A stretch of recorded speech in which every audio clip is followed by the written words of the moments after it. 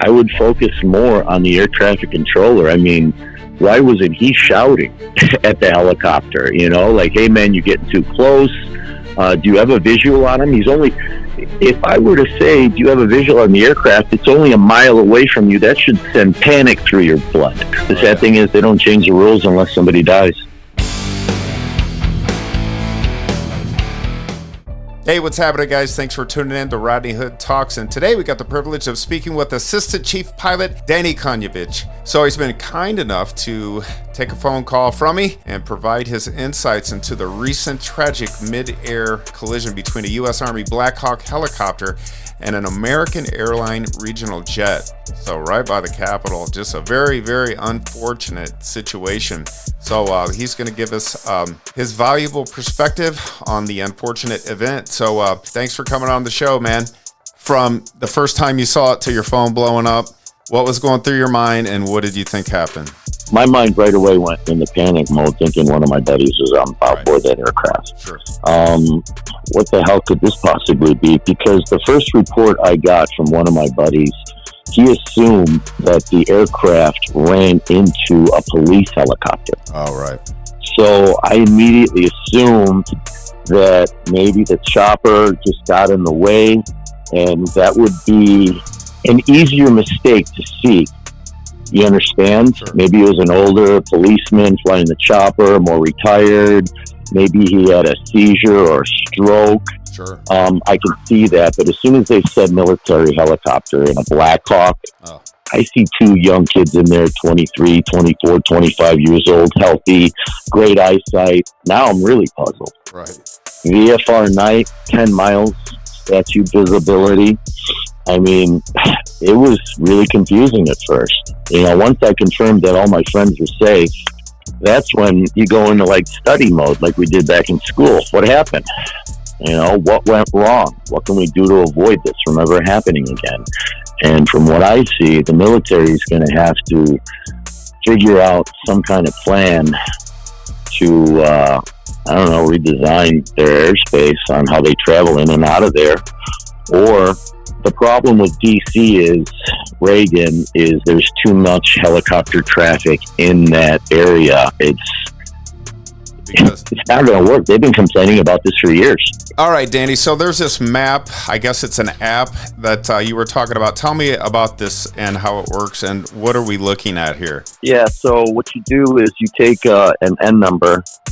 Every aircraft in the United States has one. You type in the N number into that little window, and it should show you exactly where the aircraft's at in real time. It's a way of tracking the flight. Let me ask you this. So the big thing is now, or actually they're showing the helicopter coming down, what looks like it's coming right over the Potomac, right? And it's like, and it's kind of flashing in and out of that. And then it looks like it's coming at two other planes before it actually collides with the final plane it hit, the American Airlines. And at the last moment, it looks like he veers and then goes right for that plane.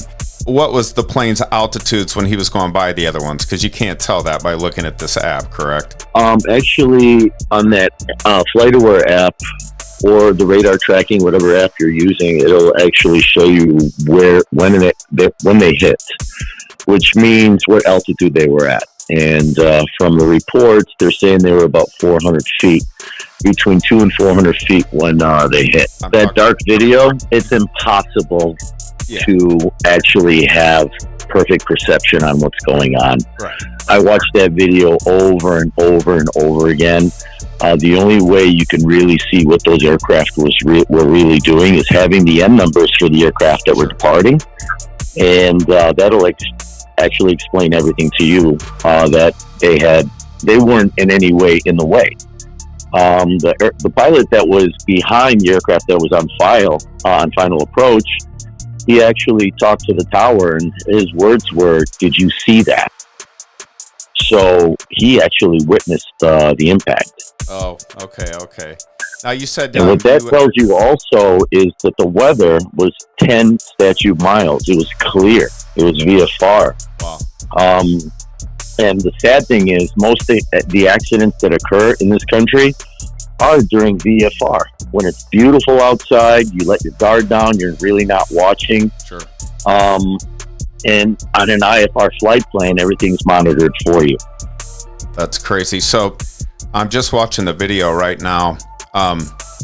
Seemingly by looking at the video, just from obviously a non-pilot as myself, it looks like the thing just flew directly into a plane that was on approach for landing, right? So it had all its like huge lights on. It looks like a giant spotlight in the front. How could that happen with the helicopter not being able to see all those lights? I mean, how is that possible? Well, you flew with me before. Yeah. You really can't see below you.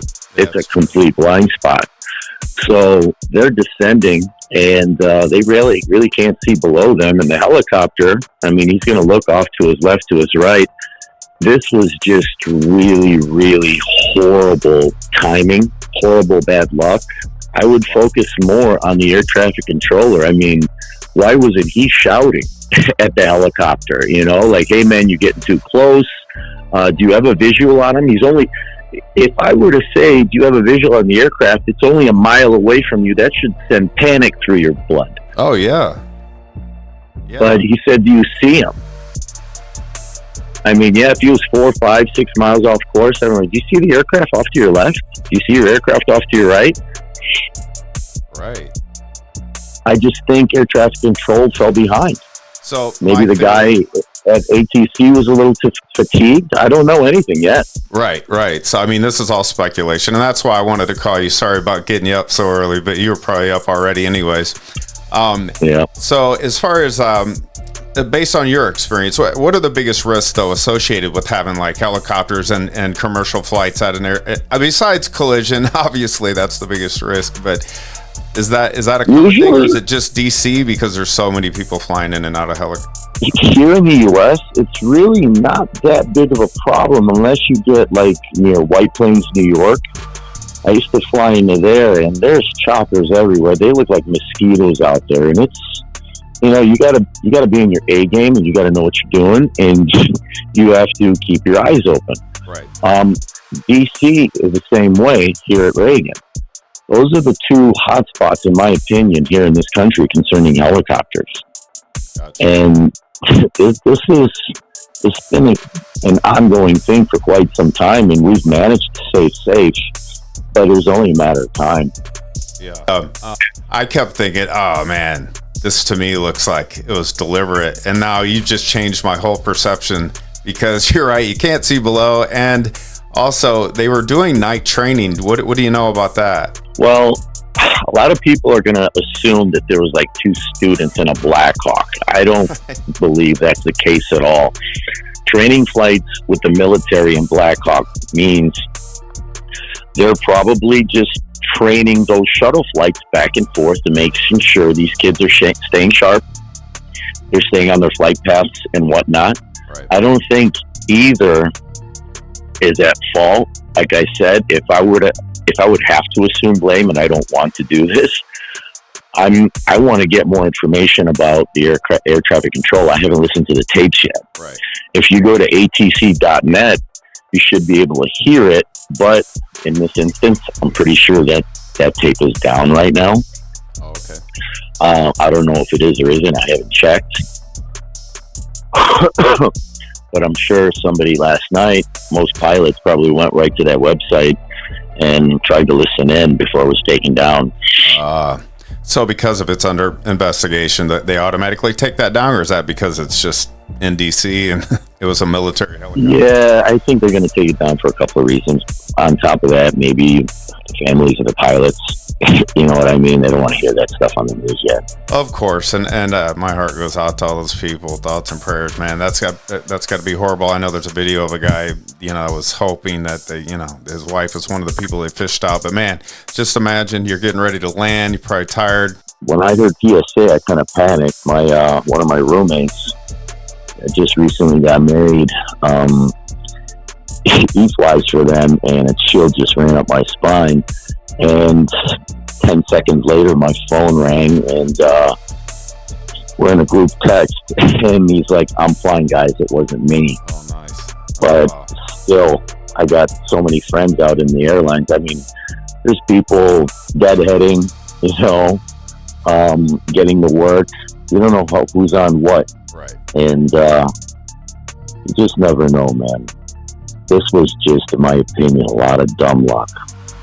Yeah, that like I said, that totally changed my whole thought process, because I was thinking this was a terrorist attack or a suicidal pilot, all kinds of crazy stuff. This happened to PSA before, back in San Diego. I don't know if you remember that crash. I believe it was a 727 going into San Diego airport, and it clipped the Cessna 172 because they were slightly beneath them and they didn't see each other.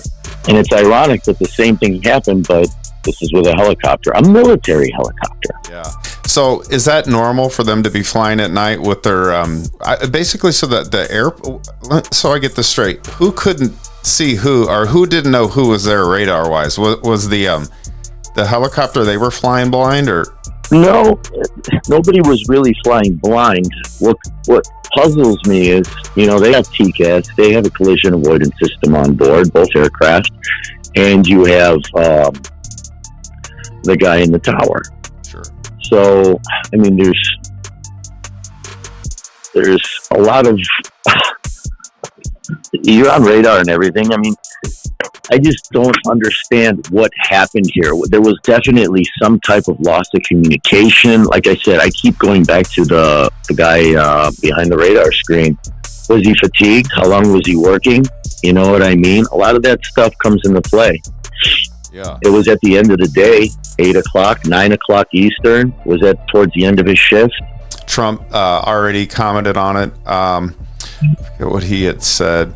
But obviously he wants to get to the bottom of it, and I believe he will. He seems to be getting to the bottom of a lot of stuff. It should be pretty easy. I'm sure they're going to get both of the black boxes, and it's all going to come down to the recordings. Because weather didn't play a factor. There was no crazy person on board the airplane.